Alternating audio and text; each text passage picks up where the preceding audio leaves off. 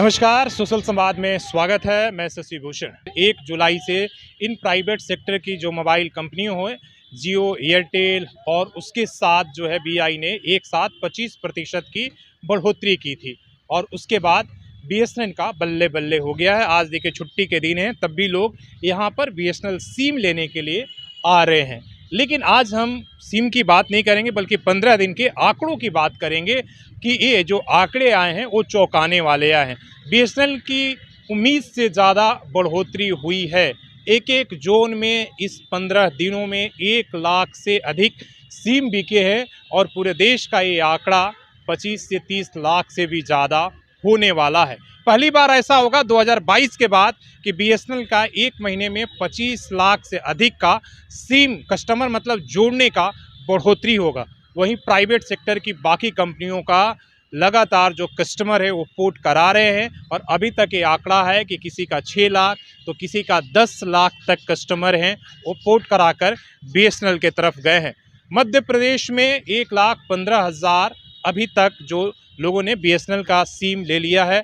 वहीं अगर हम बात करें तो इस सिर्फ एक ऑफिस का, एक जोन का, तो यहाँ प्रतिदिन जो पहले 100 सिम बिकते थे, अभी वो आंकड़ा 1,000 तक पहुँच गया है। और पूरे झारखंड की हम बात करें तो ये जो संख्या 5 से 10 हज़ार डेली का हो गया है। उसी तरीके से बिहार की खबर आ रही है, वही मध्य प्रदेश भी आपके अव्वल पर है। उत्तर प्रदेश जैसे राज्यों में बीएसएनएल के ऑफिस के आगे भारी भीड़ लगी हुई है। तो जो एक तरीके से लग रहा था कि इन प्राइवेट कंपनियों को कि दाम बढ़ाएंगे और उस तरीके का फ़र्क नहीं पड़ेगा, लेकिन जिस तरीके से सोशल मीडिया पर मूवमेंट चल रहा है, जिस तरीके का एक कैंपेन चल रहा है, उसका भारी लॉस सबसे बड़ी कंपनी जियो का होने जा रहा है और उसके बदले एयरटेल और बीआई पर भी फ़र्क पड़ने वाला।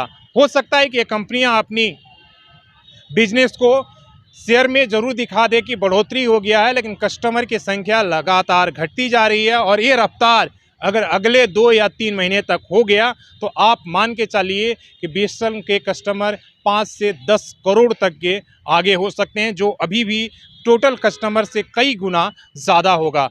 तो ये इस तरीके का अगर कैंपेन चलते रहा और इसी तरीके का रुझान रहा, अगर बीएसएनएल पर दाम बढ़ाने के लिए कोई दबाव नहीं पड़ा।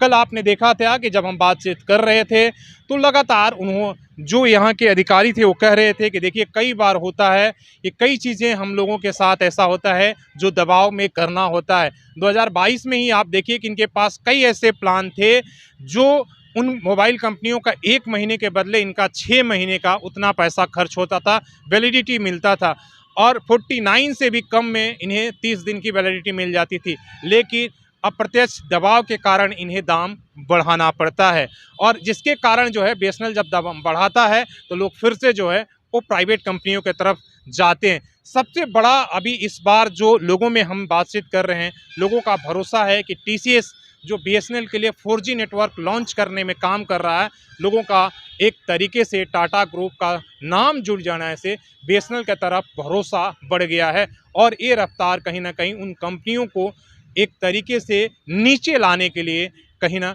कम है और लोग जो है बीएसएनएल पर भरोसा दिखा रहे हैं और ये भरोसा टूटना नहीं चाहिए, क्योंकि ये देश की बात है और बीएसएनएल को जब आप पैसे देते हैं तो आपको लगता है कि आप देश को, एक सार्वजनिक सेक्टर को मजबूत कर रहे हैं। आप इन तमाम एक के लिए इस वीडियोस को आगे जरूर बढ़ाएं कि ताकि ये रफ्तार टूटे नहीं। किस तरीके से लोगों में बीएसएनएल का रुझान है, किस तरीके से जो है प्राइवेट कंपनियों का मोबाइल जो सिम है उसको फेंक कर और बीएसएनएल की तरफ जा रहे हैं, तो ये दबाव हमें सरकार तक भी महसूस कराना है कि आप बीएसएनएल को 4G और 5G से बहुत दिनों तक लॉन्च करने से वंचित नहीं कर सकते हैं। जल्दी से जल्दी एक मुहिम वो चलाना होगा कि 4G और 5G लॉन्च करिए ताकि कस्टमर के ऊपर वो आज़ादी हो कि वो बीएसएनएल चलाए या जियो चलाएगा कि एयरटेल चलाएगा या बीआई, ये आज़ादी मिलनी चाहिए और सबको नेटवर्क बराबर मिलने का होना चाहिए। अब किसी तरीके का बीएसएनएल के साथ रोकथाम नहीं चलेगा। अपने सहयोगी शेषरामती के साथ शशि भूषण, सोशल संवाद न्यूज़, झारखंड।